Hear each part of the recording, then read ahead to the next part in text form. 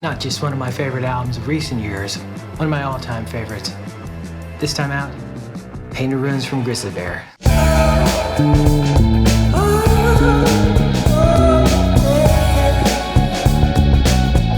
Grizzly Bear is Edward Droste, Daniel Rossen, Chris Taylor, and Christopher Bear. Grizzly Bear was named after Edward's ex-boyfriend, a nickname he had for him. But it was really a series of home recordings with some guest musicians, including Christopher, who would eventually become his drummer. Hornet Plenty was the resulting release, and it gave him some momentum and allowed him to pick up the other members of the band. Eventually, the solo project turned into a band project with the release of Yellow House, recorded in his mother's yellow house. The band together, a new release. They managed to land a portion of Radiohead's North American tour. Afterwards, they settled in Cape Cod and began to immerse themselves in the process of making a new album. The result was Vect Mist, which was named after a small island they encountered near Cape Cod. The band had switched to more traditional songwriting, and they were still doing some of their sonic experiments of kind of minimalist experiments and then a kind of wall of sound approach. The album was both lamented and praised for being more accessible, with some traditional pop harmonies and more accessible songwriting. 2012 Shields finds the band in full stride, combining elements of all of their earlier releases in their new band format. So between 2008 and 2012, there were a lot of vocal forward groups, including Band of Horses, Morning Benders, Fleet Foxes. Grizzly Bear was often associated with this movement, and they were recording with some of the members of those bands. They were a lot less folk rock, folk-oriented Americana than the other groups, particularly Band of Horses, Fleet Foxes, that sound like sort of 60s folk rock. They were less pop than the Morning Benders, which also eventually turned into pop, etc., and became a lot more electronic-oriented.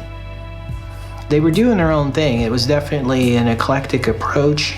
At times it was this sort of studies in minimalism, and then there were also these really big wall of sound recordings too, in which they would do these sort of late night jam sounding albums that if you felt like you were listening in on a artsy jam session, or maybe they were strange demos that were unearthed, but they had a kind of feel of classic jazz records without the musicality of jazz, but with a sort of feel of like a Coltrane or Miles record from the 60s, for example.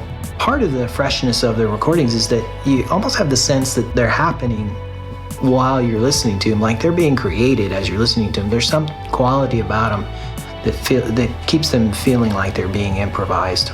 2014's Painted Ruins definitely has many of those elements, many of the sort of improvisational feeling elements of their earlier releases, but it took on more of a post-punk, even synth-pop quality in the production. And production's a lot colder. It doesn't have that warm, almost classic jazz feel to it. Lots of reverb and lots of tremolo on their instruments.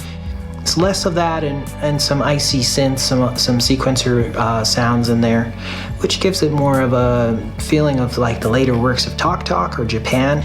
The big pounding drums that are featured on one track are sort of reminiscent of Joy Division, and there's this icy production that shows up. Definitely a departure.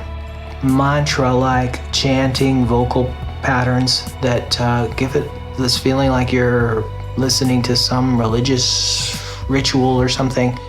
There's a feeling of a mad carnival on the track Aquarium, and as to their earlier records, there's sometimes this quality of the rhythms are sort of colliding and like it's some kind of strange machine, it's out of sync.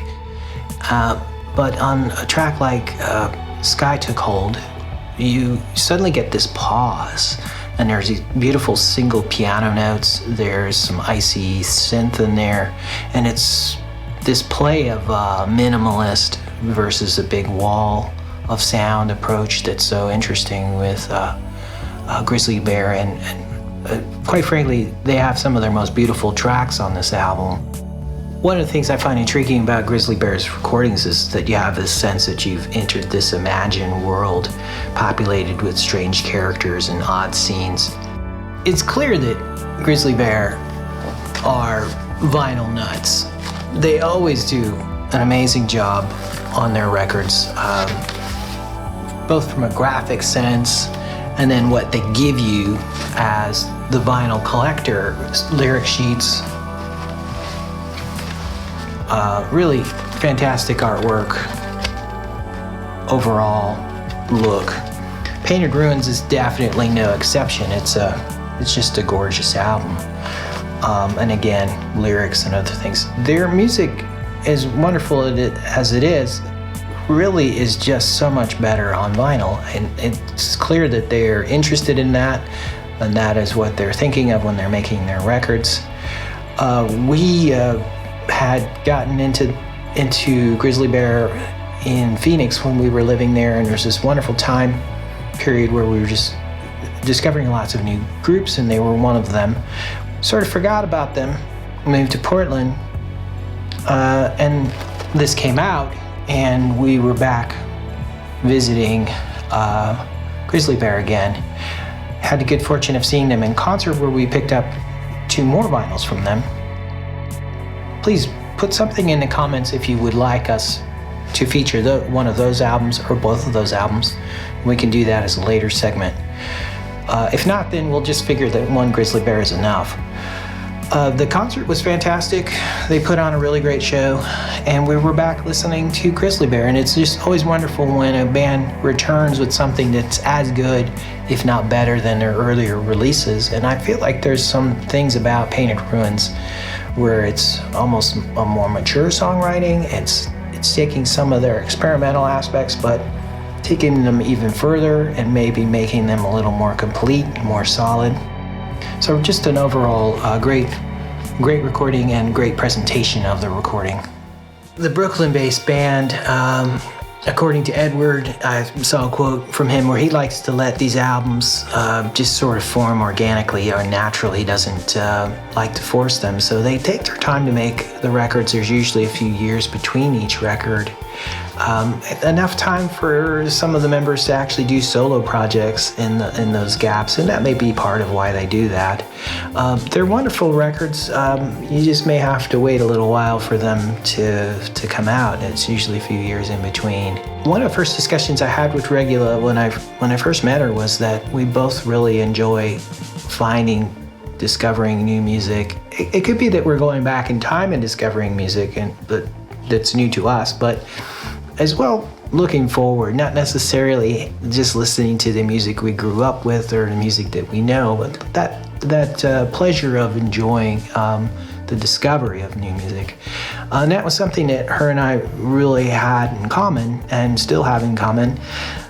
Painted Ruins is one of those records where it feels like our life was richer for having it. And one of those discoveries was definitely Grizzly Bear. And it's fun to see that process of the albums over several years, and to feel like they came back out with something that is just as strong as anything they've ever done. In fact, it's rather haunting and beautiful and just a fantastic album. Thanks for hanging out.